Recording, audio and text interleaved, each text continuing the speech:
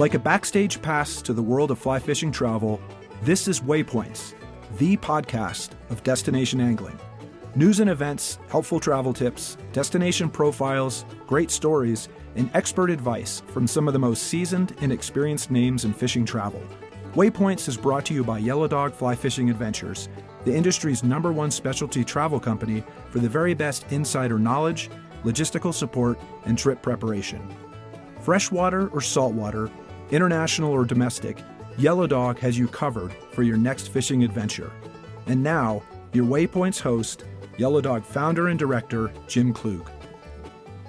Welcome back to Waypoints and the second of our two-part episode with Jesse COLTEN, the owner of XFlats Lodge in Xcalak, Mexico. Once again, we're actually on location and recording this episode here at XFlats. And in part two, we're focusing on the specific subject of Xcalak permit fishing and talking to Jesse about his own angling philosophies and opinions. We'll also wrap things up by talking to a handful of XFlats guests as they finish a week at the lodge, getting their perspective on the fishery, what worked well for their week, and discussing some of their general takeaways. So Jesse, welcome back for part two. Let's keep the conversation going. Let's keep it rolling, man. Let's keep it rolling. Well, we're going to dedicate a good chunk of this, again, to more talk about permit. And I want to jump right into that with the caveat, and we've already talked about this in episode 1, that the Xcalak and Chetumal Bay fishery is super diverse, offers a lot of opportunities. Aside from the big numbers of permit, you've got bonefish, tarpon, snook, jacks, triggers, cuda. They're kind of all here. But as we also discussed in the last episode, there's a lot of attention that's been given to this area, focusing specifically on permit. Yeah, I think, a lot of times I would change my business card, from owner-operator to, expectations manager. And sometimes it's convincing people to experience the diversity in this fishery. It's impossible to ignore the number of permit here, so that's what we've gained notoriety for. And as a personal angler, that's what I love to fish for. So I always encourage people when they come down and they really want to catch a permit, I'll give them everything I can as far as the recipe that I'm developing to try to do that. And all you can do is go out there with the weather that you've got and swing at them. Absolutely. Well, we've done, I think, close to 50 episodes of Waypoints, and we've had a number of episodes that are dedicated specifically to permit fishing. Like you, it's for me, it's my absolute favorite thing in the world to do.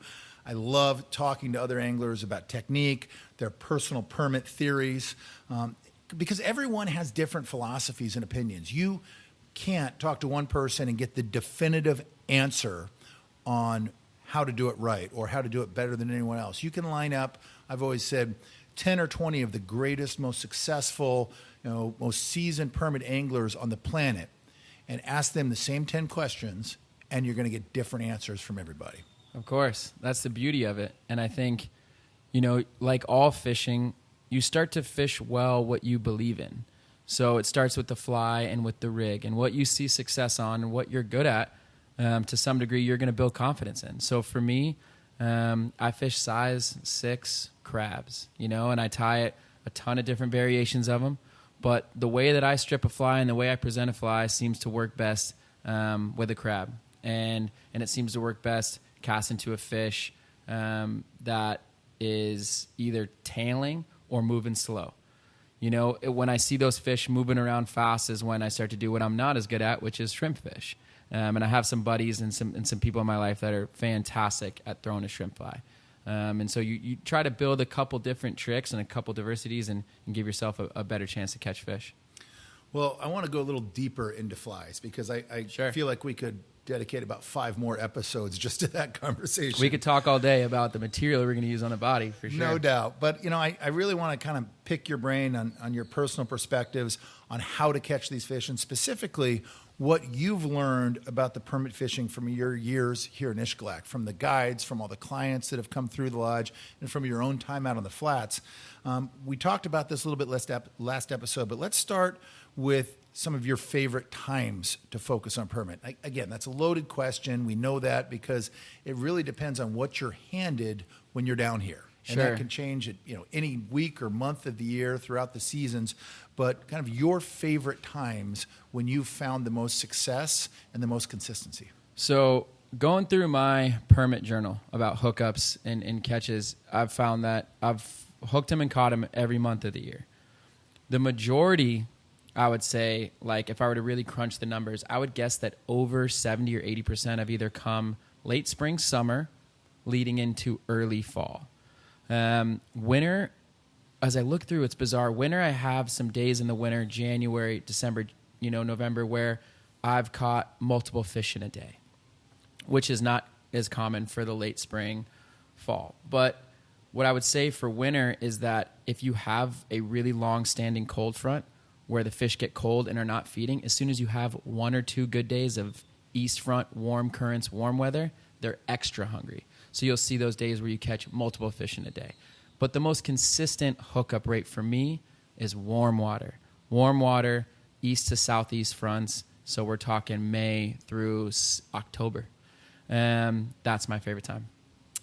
Okay, dive a little bit more into that with conditions, kind of ideal weather conditions, factors that, again, as soon as someone figures out how to accurately predict this, I want to know the technology because it's going to be a game changer. But if you can have your perfect ideal conditions to find really happy permit, describe that to us. Okay, so I would say, it'd be pretty run-of-the-mill from what you hear from most people, maybe with a difference or two. I like, 7 to 12 knots of wind. From the east to southeast, warmer wind. And I like that because both the bay and the ocean side here in Xcalak will be fishable, and some people want glass, but I think they get a little too touchy on those super, we call it ping pong weather, where it's just, you could be out there and it's just, you can hear a pin drop. It's so calm. Gets tough. It gets tough. Yeah. People beg for it until it's here and you're getting bit by bugs and not catching fish and spooking them. 7 knots to 12 knots with a little bit of disturbance on the water is beautiful. Obviously, we want the lights on. We want bright, bright, bright, sunny. You want to be getting sunburned. You want to be covering up. And then what I like, and what most people will email me about, hoping that it's not around, is I like sargasso. It's an invasive seaweed, essentially, that it happens naturally, but it's coming in bigger increments than it used to. When it hits the shore and when it dies and decomposes, it does become a problem. And, all over the Caribbean, they're dealing with it and working on it. What I'll say for when it's coming in and it's alive is fish love it. I mean, crabs are stuffed up in there. That's when you see the floating crab really turn on. You start to see tarpon coming in a little bit earlier than they would. So, yeah, my perfect day is some fresh sargasso rolling in with about 10 kilometers or 10 knots of wind, rather.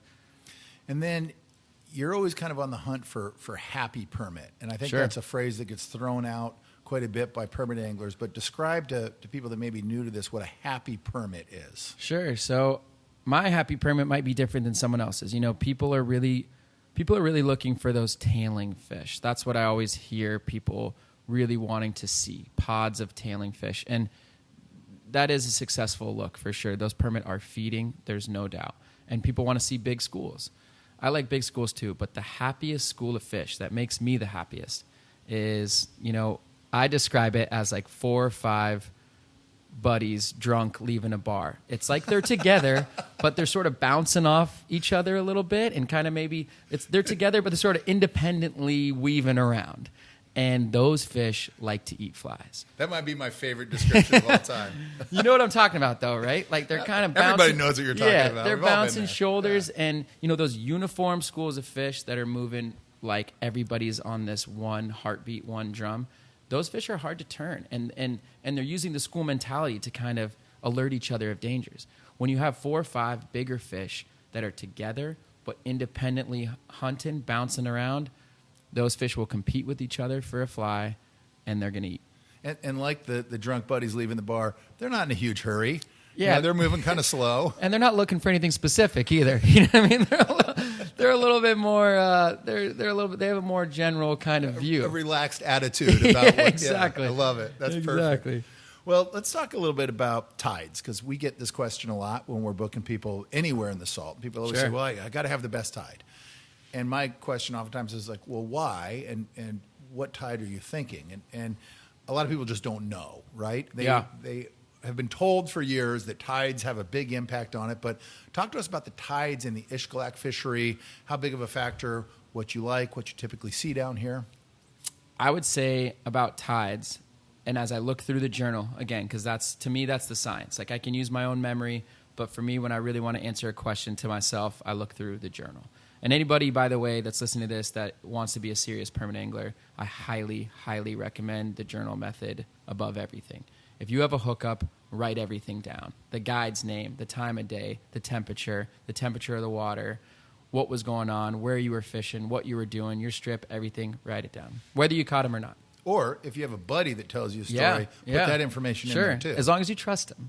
You can't. We're all fishermen. There's buddies that I don't trust their stories. So, big asterisk next to that. Yeah, he's like, I made a perfect cast. It was 85 feet, Okay. Bullshit. So, I guess back to tides, as I look through the journal, I feel the same way about tides that I feel about moon phase.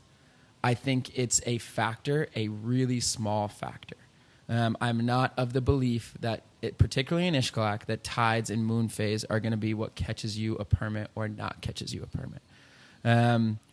Do they matter? A little bit. In Xcalak, you almost won't notice the tide. If you look at our dock every single day, there's a stick in the water next to it. It's like a 5-inch, 6-inch tide on drastic days. It's not the Indian Ocean. Not at all. Yeah. It's miles and miles from it. I mean, the Caribbean sometimes just feels like a big giant lake to me.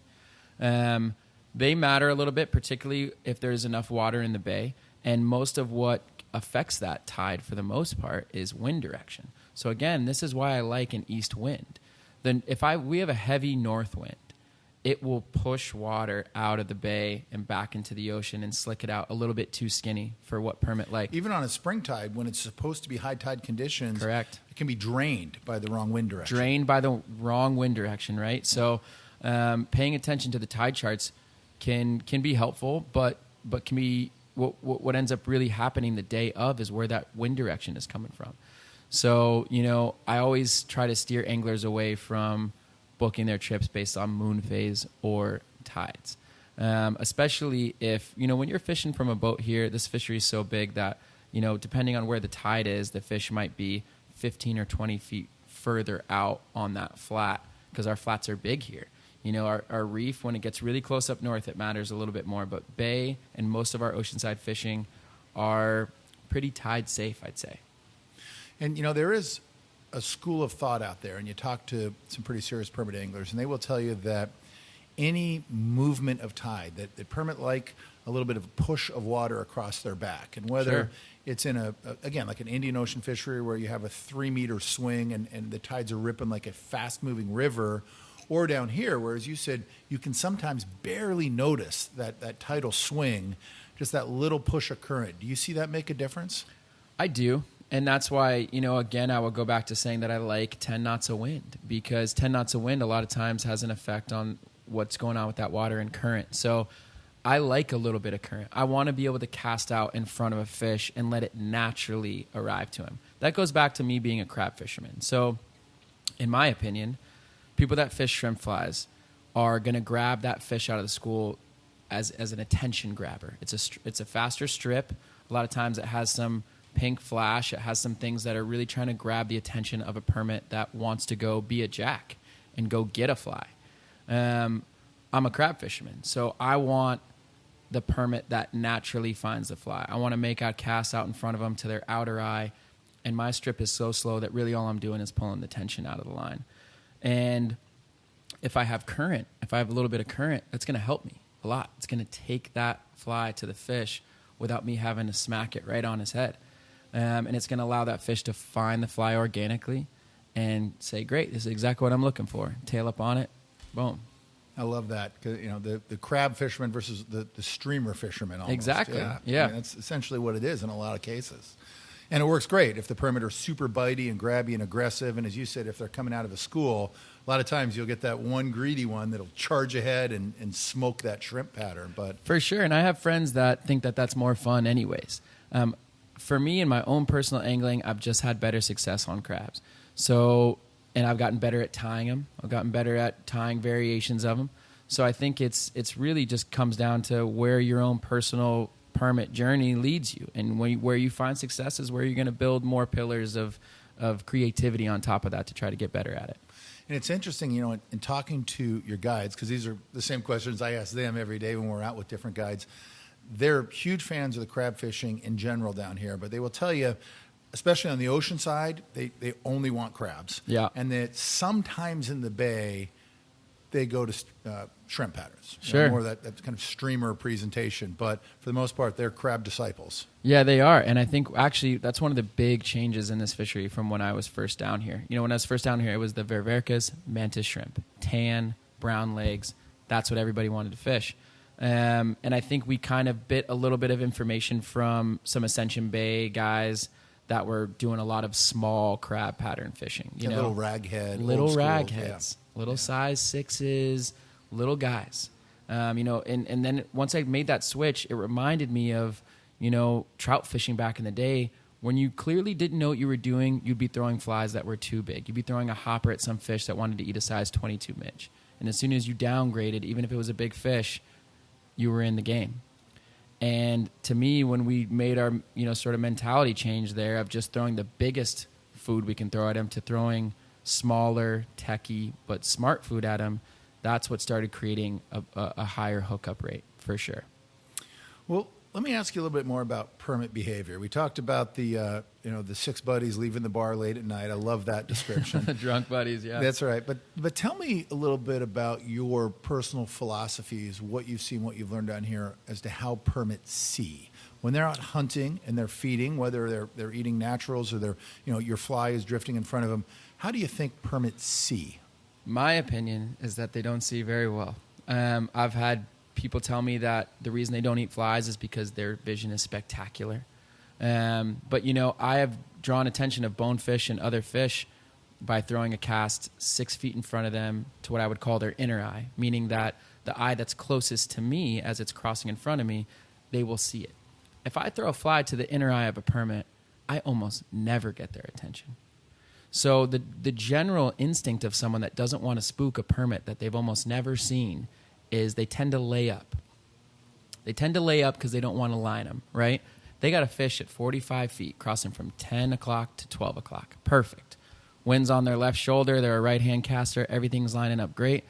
And they lay that fly, say they lay it 18 inches in front of the fish, which is great, but they lay it on the inside eye, meaning the closer eye to them as that fish is crossing to them because they don't want to line the fish. The fish will move right along with his business, and he'll never even know you existed, in my opinion. Just ignore you. If you cast that fly a little further and get a little braver and cast that fly even a foot or two past the outer eye, as long as you're 18 inches in front of him, and then you pull that fly, there's no way he's ignoring you. He's going to make a decision. He's going to make a decision that you're, A, full of shit, or B, that you've got something he wants to eat.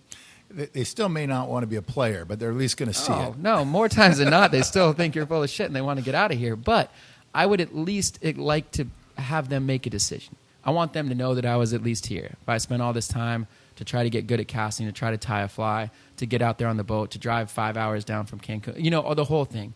At least let them know that you're here.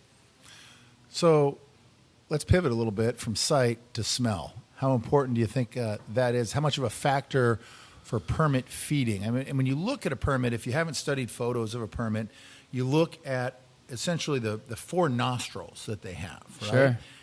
Talk to us about your philosophies on how permits smell and how they utilize that when feeding. So scientifically, I can't speak to it. One thing that I will write in my journal is when a fly was tied and like when, what I used to make that fly. Like, did I have UV resin? Did I use Zap Goo? How much glue was on the fly? Did I use a Sharpie? All this stuff. How much rum did I spill on the tying table? Exactly. Did I use sunscreen? All this stuff that we're told we're not supposed to do. And what I will say for it is, even though these fish love live crabs, we all know that. You go down anywhere in the world and you slap on a live crab, they want to eat it. I've caught a lot of fish, not a lot, I've caught a handful of fish where my fly is right off the press, meaning glue's still drying. UV res is freshly dried. I put some Sharpie stripes Smells on like the chemicals. legs. Smells like something I wouldn't want to eat. And so, it breaks my brain, to be honest with you, Jim. Like, I don't know. I think smell must matter. I think they must have a good sense of smell. Otherwise, they'd eat flies more. But I have caught just as many fish off a freshly chemical painted fly than anything else. There's guys that'll put crab goo on their fly or whatever, and never touch a fish. That's not me. For me, I just think about presentation. Yeah. And it is interesting because you'd think that they would eat. I mean, flies have gotten so good, right? They've gotten so realistic, or so well tied these days, that oftentimes they fool the angler. They fool me. I look down in the box. I'm like, that looks real as hell, right? Real. But permit will still oftentimes swim up to it, get a look at it, right? And you can almost hear them thinking, well, that's a size 6 hook with some orange rubber legs. I think the orange is a little too bright on the tip, and the barbell eyes are a different color yellow than I prefer to eat. Yeah, right? where's this felt from? Michael's? What are you, bargain shopping? You kidding me with this? Come on. But I'm a gentleman. Yeah, as you said, you throw a live crab at them, and they'll move 10 feet out of the way and just smoke the thing more often and then than not. Eyesight, smell, everything goes out. Presentation doesn't matter. Yeah. So what's alive about that crab? I guess what's the characteristic about that live crab that's making it so alive? Is it the smell? Is it the movement? Is it the look? I don't know. You know, there's flies that I tie that I think this looks so realistic and so cool, and I'll never get a look on it, and I'll abandon it. And there's flies that look, for lack of a better word, stupid, that will work great. So that's the hardest part, is figuring out what are these little things that make the permit think to themselves, this is alive and I want to eat it. Well, you said something really cool the other day. We were having a conversation out on the dock, and you were talking about presentation to permit and then changing flies. And you said that you usually will stick with a fly that traditionally, and again from your journal, from your years down here, it works. You've caught many fish on it before. So rather than quickly discarding that fly and saying, I got to go in a totally different direction with a new pattern, there's a lot of things you're going to do first as far as presentation goes. For sure. I think throwing the kitchen sink is a mistake. I think because one great fish that was happy turned down a fly, because, this is the reason I don't write failures in the journal. You don't know. You don't know what he saw or what was going on with him or what happened to him that day that made him turn down the fly. So going to throw some wacky fly in your box that you think might turn him, the next fish you cast to might be perfectly happy that day and might eat the cream of the crop, but you throw something weird at him, and next thing you know, you're just missing fish. So I am of the belief that believe in the flies that you're throwing, change the way that you're fishing it, change, like a lot of people come down here and they ask, what's the permit strip? How am I stripping this fly? And that question is a lot more complicated and, in a different way, a lot more simple than people make it out to be. The way you strip a crab is you strip it the way that the permit is going to approach it. So long and slow, yes, but if he's too far behind it, you got to stop the fly. And every guide on our team would kick me in the ass right now for saying this. But if you don't stop your fly while a permit is casually following your fly, he's just going to follow it until he gets to the boat and leave. And we hear that story all the time. Guides are afraid for you to stop your fly because they're afraid you're going to miss and eat, which is real. But permit are curious animals, curious fish. They like to check things out. They don't love to commit. If you're getting fish that are following and you're afraid to stop your fly mid-follow, he's just going to follow it until he sees the boat and leave. If you're brave enough and you have enough fly awareness to stop your fly, they don't have reverse, right? They can choose to go left or right or stop and get out of there. But if you stop your fly, it's going to do two things. It's going to stop moving and it's going to sink. And your next trip is going to pull that fly back up, and he's going to be right on top of it. So it forces him to make a decision. So I don't change my fly. I get a little braver with it. I'll start working the stop in. I'll maybe lengthen my leader a little bit. I'll maybe start casting a little more aggressively. But you're right. No, I don't throw the kitchen sink. Well, let's talk about the concept of reading a permit. And again, I think there's some people that don't know what that might mean, but talk about reading fish behavior, because it changes not just with given days or different conditions, but from fish to fish. What you see and find with one school of 4 or 5 fish, then you see a big single over here. They're all going to be acting differently. They're all going to be behaving differently, and you've got to read that fish. Talk to us a little bit about that. Totally. I think reading fish is something that can only be learned and absorbed when you're spending time. It's like nervous water. You can't see it at first, and then you can. We're doing a little rum refill here. Yeah, give me. I'll just do a little Just 1.5 there. Yeah. Jim's a big rum guy, which is refreshing for the Caribbean because we do a lot of tequila down here. But this is nice. And tequila's good too, but Cuban rum. This is the way to go. And you can get it in Mexico. Havana Club 7. Yeah, you can't get it in the States. So exactly. So sorry to interrupt. No, you're good. You're good.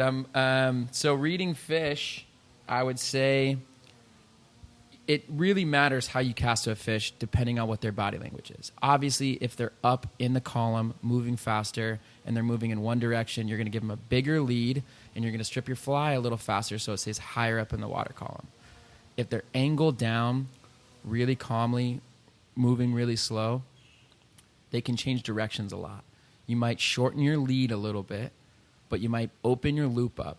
People are so dedicated to this tight loop thing of double hauling that they forget that if it's calm out and if the fish is tailing and moving slow, you throwing a tight loop is going to land pretty hard on the water. So at some times, you need to open that loop up a little bit, get it to land a little softer, and strip it a little bit slower, let the fly get down. Body language of the fish is everything into how you present the fly. It's such a big range, and it's just one of those things that is really, really hard to teach or to talk about or to explain to someone. It's something that your body learns and your mind learns over time of casting that fish. Yeah. I mean, and I've equated it many times on this show, certain fishing techniques. I mean, it's like playing golf, which I don't play, or skiing, which I love, but the more you do it, the better you get. The more intuitive it becomes, the easier it is for you to make, kind of quick decisions on what's going to be more effective, whether it's in your turn or your stroke if you're golfing or whatever. But it's the same thing with permit fishing. And the other thing that comes with that is a little bit more of kind of a Zen-like attitude. And when you come down once a year and you just want it so bad and you're going out of your mind, you're on the bow and you inevitably kind of lose it. They call it buck fever if you're a big hunter. But the more you do it and the more you just take a deep breath, and I often, my personal trick is I tell myself, you know what, fish probably isn't going to eat anyway because it's permit, but I'm just going to put it out there. I'm going to make sure he sees it, as you talked about just a second ago. I'm going to put my cast in there. I'm not going to lose my mind. I'm not going to freak out. I don't want to be, making mistakes because my heart rate is accelerating so much. I'm just going to, keep it as chill as I can, and typically better things will happen. I think you could not be more on the money there. And I think that's the reason, a big reason. I heard you say that the other day, and I was like, man, I'm going to pinch that. I'm going to take that from Jim because that's part of the reason you've been successful, in your permit fishing career. And it's something that is just so elusive of being cool when fish are there. And it's easily gained as you get more success. It's really hard to accomplish before you've had some permit in your hands, right? Like teaching someone that hasn't had a permit in their hands that really wants it, that tends to get harder as you don't catch them, right? You've met guys 4, 5, 6, 7, 8 years of running trips that haven't had good weather or good conditions or happy fish, and they tend to get less chill as opposed to more chill. And so it's really tough. But yeah, I think the more you can cast at them with confidence and some calm, you're always going to cast better. You're always going to see the fly better. I mean, casting is important, but knowing where your fly lands in relation to the fish is everything because it tells you when to strip the fly. It lets you know how long to sink it. A great guide will be able to tell you, okay, great cast, wait, strip, slower strip, little pause. But the ability to understand and see that as an angler is the fishiness that helps you catch a fish or not catch a fish. There are certain permit that are just going to eat a fly, right? There's that permit that you cast a fly in the water and it's just his time and it's his day and he wants to put it on his tail, he boom, spins on his around, head, smokes it. Does a backflip. We've heard the stories a million times. Most of the permit, you have to convince them to eat. You got to convince them that your food is real and that they've found it organically and it's game time. And then you got to do everything right to not mess it up as they investigate. That's the fish that's hard to catch. That's the fish that we don't usually catch. And that's the fish that if you stay cool and you stay with your fly, that you might catch. Yeah, it's well said. I like that. And probably the biggest piece of advice I think you can give to permit anglers is just stay calm, which is really hard to do. I know. So much easier said than done. So much easier and I said than done. can talk a lot of shit right now, but we might go out tomorrow and we go on a boat and I see a big fish, Yeah. I'll still get nervous. Yeah, because we love it. We're still 'Cause getting I love excited it. about it, right? It never goes away. That's right. And that's the best Absolutely. part about it, right? I mean, it never goes away. Well, I want to circle back to something you started in this episode. We were talking about flies, kind of your favorites. And talking permit flies is a rabbit hole that we could go so deep on it would take hours, if not days, to really break all this down. But I want to keep it fairly short. I want to ask you about your kind of favorite, most effective permit flies for this specific Xcalak fishery. What are your go-tos if you're taking one box out on the flats with you? Yeah. What are we going to see in there? So again, mostly crabs, obviously, but the couple shrimp that I will have in there, just to not hate on the shrimp game altogether, is big Christmas Island flies. The Christmas Island shrimp or a big gotcha with long rubber legs. If you want to be an attention grabber and you see fish high up in the column, moving fast, those will work. Vivericus mantis shrimp is one of the tried and trusted flies, in this part of the Yucatan. Guides love it. It's the most boring looking fly in the world, but hats off to Vivericus. They love it sometimes. It fouls a lot, which is what I don't like. What I like in a fly is if I can cast it 6-7 times in a row in the wind, and when I pick it back up in my hand, the legs aren't underneath the hook. I think one of the biggest mistakes in fly selection and casting is us not paying attention and caring about fouling flies.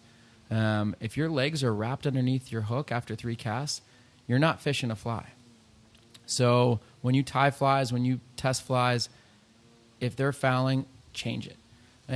So Vivericus mantis shrimp, big Christmas Islands, big gotcha, maybe an Avalon at times, a smaller Avalon. I really like crazy legs, silly legs. I like orange with the black stripes. I like those legs a lot. And then when I get into my crab box, I am Beck's fleeing crab is just, what an amazing fly that is. Down here, it's kind of like if we catch a fish on it early in the week, we'll switch to it because we'll catch every fish the rest of the week on it. If we don't, and if they don't want it, we abandon it. I don't know what's going on in the water there. I haven't found a single consistency in my journals about why Beck's fleeing crab sometimes is hot and sometimes is dead, but it's one of those hot or not flies. Mr. Consistency is the raghead. Small raghead, size 4, size 6. It's like the Vivericus of the crab world. It's kind of boring and unspectacular, but it's gotten them down here for decades all over the Yucatan. Yeah, and if you fish it right, it's going to do you justice. And you're not gonna scare a fish off with it. It's not going to be a fly that pulls a fish out of a school and he charges over 6 feet to eat it. But it is a fly that they will always investigate if you fish it right.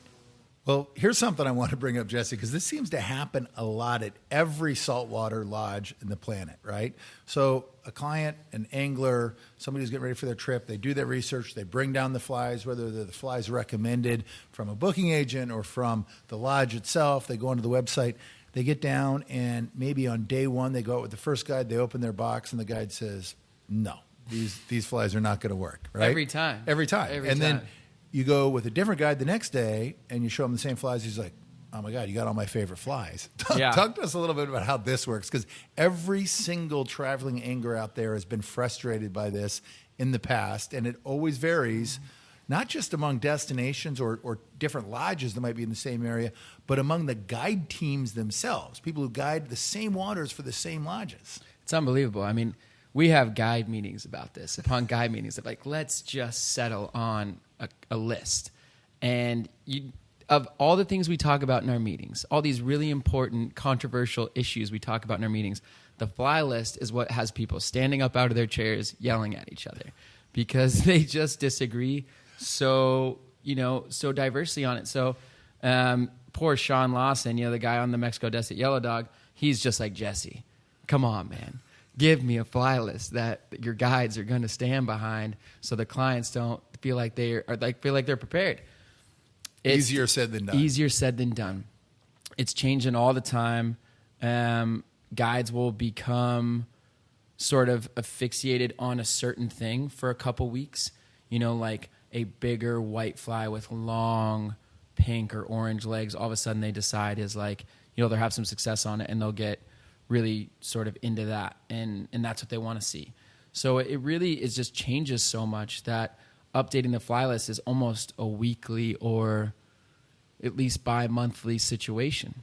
And the other hard part about it is sometimes the guides don't want to tell me what they're catching fish on because they don't want the other guys to know. So like we're a team, but part of what drives good permit fishing is a guide that wants to catch permit and wants to be the best. And our guides are great friends, but they're competitive, and I love it. I think it's good. I think it's productive to the fishing to an extent. At times we need to get together and say, hey guys, here's what's going on. Here's what we're doing. We want everybody to have a good time. But, these guys are all, ex-football players or soccer players, if you will.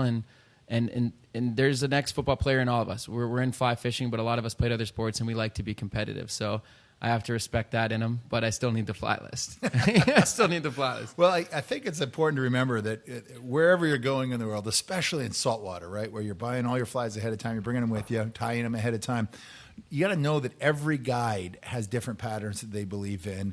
And as Jesse just said, this routinely changes. And what one guide swears by, the guide the next day will say, yeah, no, that doesn't work at all. We hate that fly. And it's just constantly changing, constantly evolving. My biggest piece of advice to people is whether you're tying flies or buying flies, you don't need to go super deep in a couple of patterns. You want to go kind of broad with some different sizes, different colors, add some diversity in there. Different weights, different sink rates. So important, especially with permit crabs and shrimp patterns, different sink rates. That's crucial. I think that's huge, Jim. I think pick some patterns that are simple and that are trusted, and then make variations. Different leg colors, dumbbell eyes versus bead chain eyes, lead dumbbell versus non-lead, small versus medium. I think you're right on the money there. Like, diversify the way that the fly is going to act in the water instead of diversifying your pattern with 20 different patterns. Tie 6 patterns a bunch of different ways, and you'll be in better shape. Well, and I can pretty much guarantee you that regardless of what the guide picks out, if that permit eats it, it's probably going to be his new favorite fly. 100%. Change his mind. Exactly. So spot on. Well, let me ask you this. As a lodge owner, and you've been doing this now for several years down here, what are the most common mistakes that you see anglers make when fishing for permit or casting to a permit down here? And you come in, you hear all the war stories, the glory stories at the end of the day. What are the common themes as far as common mistakes? I'd say stripping the fly too fast, for sure, is probably number one, particularly when fishing with crabs. It's a painfully slow strip most of the time, because you really want the fish to get on top of that fly, unless you're fishing a floating crab, obviously. But for the most part, you want that fly to be underneath the permit. You want him to approach it and tilt up upon it. So stripping the fly too fast means not only that the fly is moving outside of the permit's vision zone and window, but it's also moving up in the column as you strip it. It's rising. You're standing on a boat, 3.5 feet above the water. So as you're stripping it, it's coming up. So stripping too fast is a big mistake. Also, I'm of the belief that you don't cast until you see them. And that's really tough. And our guides don't like it. Our guides, once a fish is at 45, 50 feet, they want the angler to cast, and I get that. But the percentages are so low of hooking these fish in general. If you don't see the fish, the percentages just get insanely low. And it's hard because the guides 98% of the time see the fish before you do, or even when you don't. And they're like, 11 o'clock, 40 feet. It's right there. And this tends to happen more on day one and day two than maybe at the end of the week when you've kind of gotten your eyes dialed in a little bit, but it's super common. And for sure, you want to be like, oh, okay, I'll just shoot. I'll pretend I see it, but a lot of times it doesn't work out well. Well, and when you see something in this world in general, not just fish, but when you see something, you see it in an instant. It's not like it happens all at once. So there's times where I've ignored my own advice and casted before I see a fish. And as I'm letting go of the fly line, I see that the fish is at 10:30 and I'm casting at 11:30, and I'm going to land my fly line on his tail. And if I had waited for another 0.01 seconds, I was going to see it. So just wait. I think that's the biggest mistake. Just wait and keep asking questions until you see these boys. And then when you do, then make your cast. That's great advice. And I think it's not spoken enough, honestly, Right. because we all want to be in the game. We want to follow the guide's instructions. We want to put it out there For sure. and just hope that maybe the fish sees the crab or the shrimp, even when we're not seeing the fish. Like, it all just kind of comes together, and most often it doesn't. Most often it does not. Yeah. And the way that people describe 50 feet is just vastly different too. So that's also, a challenge. Well, how about a few key pieces of advice for anglers that are looking to land their first permit on a fly? Are there things that an angler can do ahead of time, before their trip, things that can really help people arrive, I guess, more ready, more set up for success for a week down here? Absolutely. I think the obvious thing is casting practice, which is just like such a tedious, bizarrely inconvenient event when you're not on the flats. Like going to a local park when there's wind and casting into the wind is something that's just not that fun to do. But if you're comfortable with your rod and your fly line, which I think is big, a lot of people ignore the fly line, but feeling good with your fly line and feeling good with that double haul is huge. Apart from that, I think watching videos, and like I grew up, skateboarding and snowboarding and snowmobiling, and the way I learned to do things was to watch videos and watch the pros do it and watch guys that I admire doing it. So I think anybody that's interested in it, the more you sort of dive into other people that have done it and try to listen to and absorb it and watch it, it's going to help you. It just is, and I always tell that to guys that are down here. We were talking about riding the pine earlier. When you're not up on the bow. When you're not up on the bow is a tremendous opportunity for you to be calmly looking for fish, because when you're on the bow and someone sees fish and you don't, you sort of just go into bizarro blackout land, and it puts you even further away from seeing the fish. When you're not on the bow, unless you feel like taking a nap, get up and look for them. Try to make up your mind that you're going to see them before the guide. I know this is straying outside the question a little bit, but what I'm talking about here is like, every time you see a fish, every time you see a school of permit, it registers somewhere in your backlog, and it teaches your brain how to see them. And it's so hard to do that back home, because seeing them is catching them. Most of the people that come down here, people listen to this podcast, you guys are fishy. Everybody's fishy. Everybody knows how to catch a fish when it's in front of them if they put some time in. But seeing the fish just takes time and practice. And every time you see one, you're gonna see one quicker on the next one. Well, good advice for sure. And it's so funny. Everybody's going to say, with every guest that Jim has on this podcast, he always asks a question at the end: what can people do to be more in the game? And it's the same answer every time. It's always about casting. Yeah, but it is. I mean, that's how important it is. It is. Especially here. You got to get the fly there. Yeah. You got to get the fly there. It's tough, but I think that at the end of the day, people that are better listeners and communicators and are often sometimes do better than the better casters. I mean, communication with your guide is like, okay, you see a fish at 40 feet at 11 o'clock. What are you seeing? Are you seeing nervous water? Are you seeing the black on their backs? Are you seeing the silver of their bodies? Like, just give me more. Those people will see the fish faster and a lot of times be able to get the fly there and hopefully hook them up. That's awesome advice for sure. So what's next, Jesse? What's next in your life, the next big plans? Where do the next few years take you? I mean, apart from the fact that I could just die a happy man now, I'd like to keep pushing. I'd like to keep seeing some new fisheries. And I think one of the beautiful things about this job is I've just made some great friends, including yourself, Jim, in my 30s. And people that don't have a hobby like fishing, a lot of times after college, it seems like they stop making friends. I mean, I've continued to make great friends every single year. People coming through these lodge doors, people that I'm meeting at conventions and fly shows and all that stuff. And so my life's growing every year, and it's beautiful, and I got no intention of slowing down. I want to continue to see this fishery and this business grow in a positive way without creating kind of harm. I don't want to dent this fishery by being too busy or being too active, but I do want to see it grow, and I do want to see the business grow, and I'll just keep my eyes open and listen to advice like guys from you and guys that are trying to help me and hopefully make the right next move. Well, you built something great down here. Congratulations. Thank you, Jim. I feel fortunate to be able to come down and see what you're doing and spend time with you. And for our listeners that are serious about not just permit fishing, but just having a great saltwater experience for the week, I cannot recommend it highly enough. It's amazing. So Thank you, Jim. We're going to segue out and close out this episode by talking to some of the guests that have been here this week. But before we sit down with those guys, Jesse, thank you again so much for your time and for your wisdom and sharing it with our listeners. We appreciate it. Absolute pleasure. Do it anytime, Jim. Thanks so much for having me.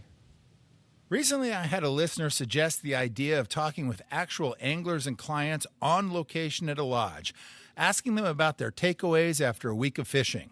So to close things out with this two-part episode, I've asked a handful of anglers here at XFlats, guests from different places throughout the U.S., to share their accounts and opinions of the fishery and the program that Jesse has created. None are connected to the lodge, nor do they work in the fly fishing industry. They're regular clients who have been asked to share their perspective and experience on the area, the fishing, and the lodge. Now, we're recording these conversations here in the XFlats bar, so people are coming in and out, doors are slamming, dogs are running around, food is being cooked. It's a great overall scene on the last day of the week.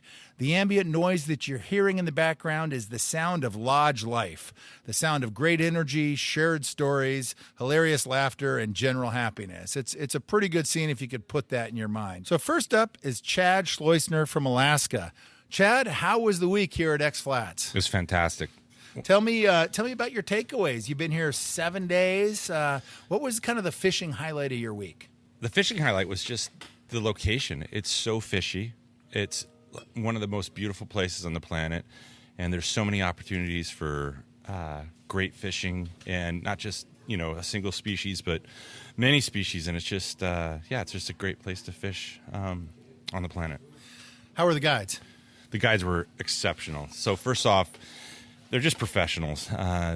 You fish all over the world, and you have guides that can just see unbelievably well, and you just are amazed by how good they can see fish and get you dialed in on them. Here, they have that, and they're super professional. They get you locked in exactly where you need to cast, and then they're fun. They're just really, really fun. And so when you get that combination together, it's beautiful. And so, the guides are fantastic, and it just makes the fishing fantastic.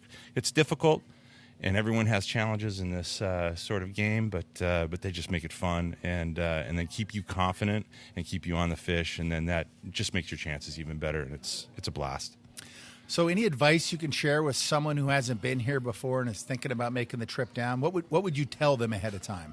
Oh, wow, that's a big question. I mean, it's just be prepared to just have a great time, be relaxed, and then just go at your own speed and just experience the best of Mexico. It's a great small town, not a lot here, so just take care of yourself and be prepared for it. But other than that, they just take care of you. Right on. Well, thanks so much, Chad. So next up, we have Jack Strow from North Carolina. Jack, how was your week? What's your takeaways from this place? This is my favorite place I've ever been. Did you manage to find any permit this week? Oh, I did. Yeah, it was a good week. Good. Well, give us some details. So I kind of bookended it.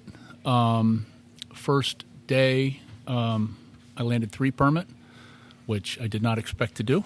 And then today, last day, last hour, landed 1 more. Nice. And got to watch one of my best friends in the world land 2 permit this week as well. So it's hard to do better than that. But that's not the reason this is my favorite place. What is? The fishery, of course, is incredible, right? But the attitude of this place, the atmosphere of this place, is different than anyone I've ever been. There is zero pretension. There is a ton of fun, and you feel at home the second you walk in. Jesse, who owns it, super cool guy, and he cares that you have a great time, but not because he wants you to come back and pay him money, because he genuinely freaking cares. And I found that to be the same with every guide. And by the way, the food is off the chain, beyond spectacular, which doesn't suck. So somebody's kicking the tires, thinking about maybe coming down here. They've narrowed down the list a little bit.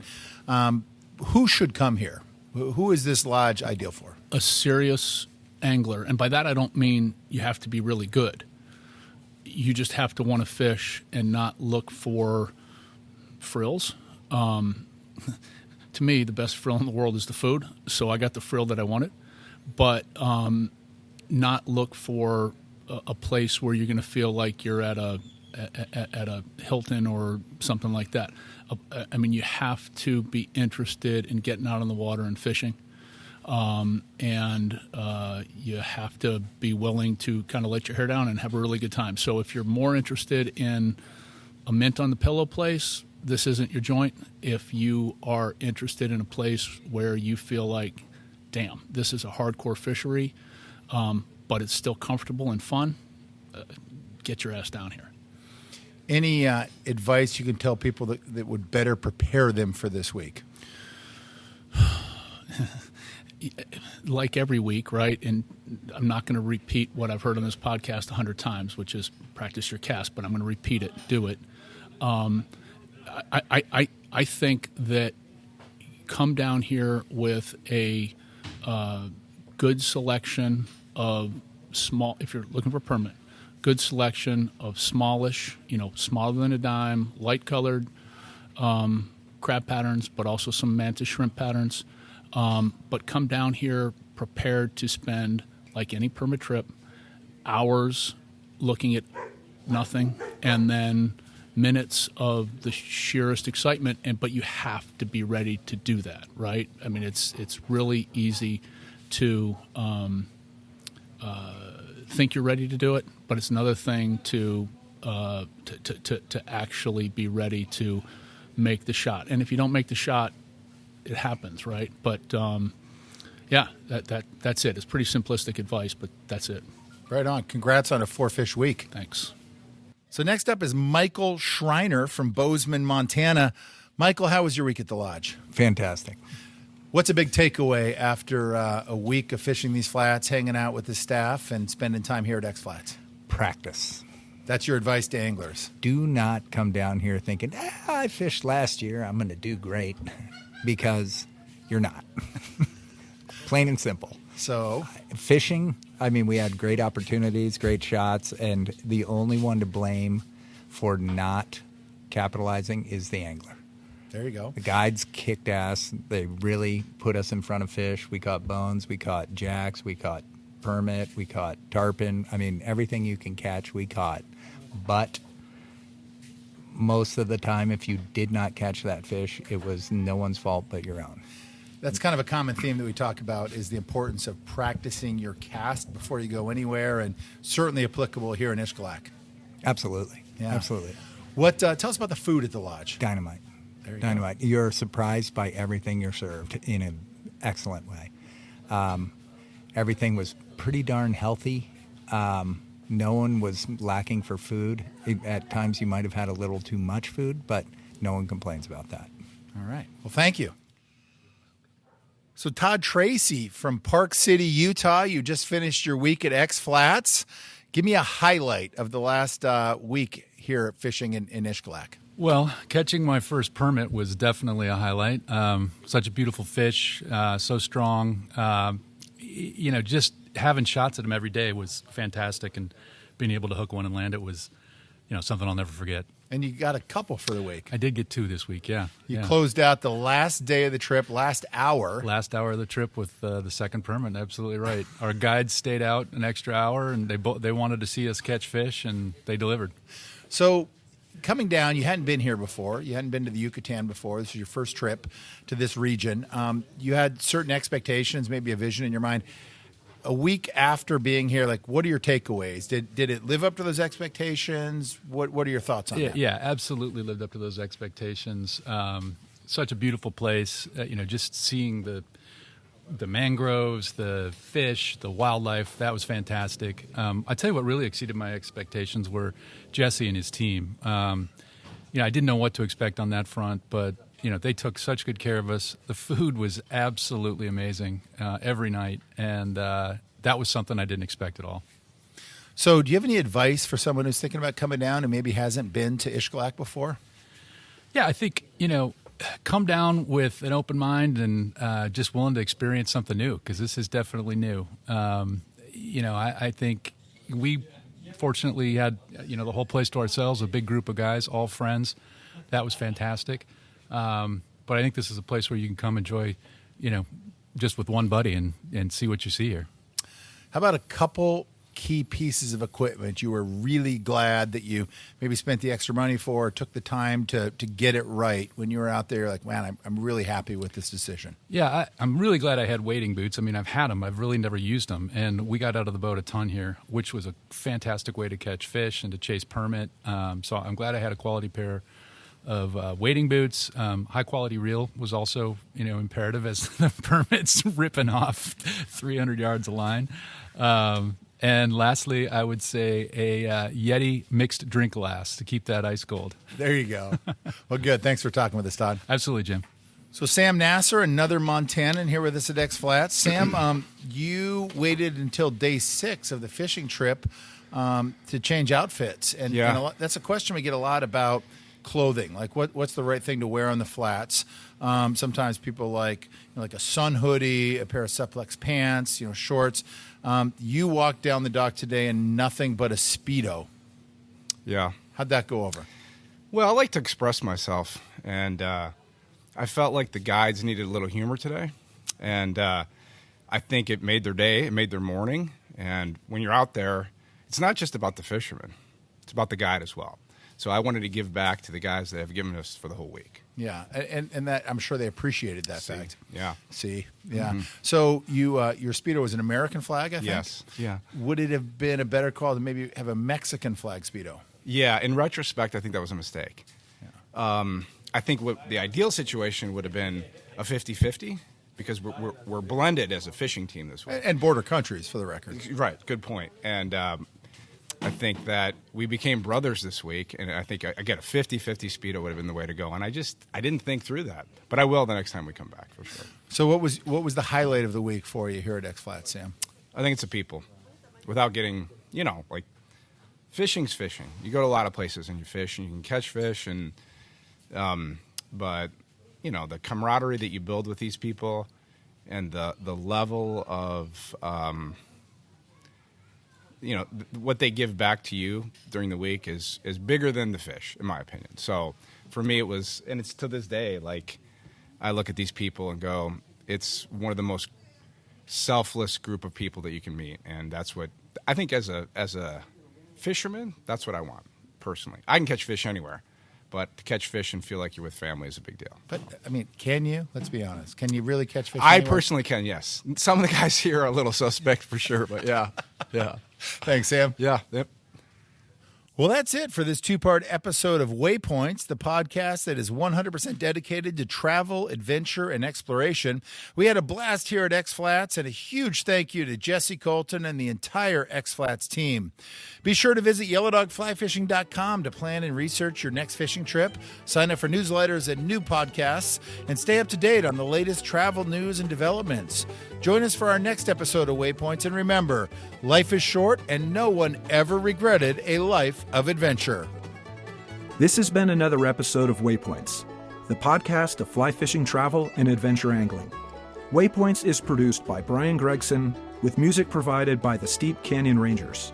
Visit yellowdogflyfishing.com for more destination profiles, travel news, and expert advice, and be sure to join us for our next episode.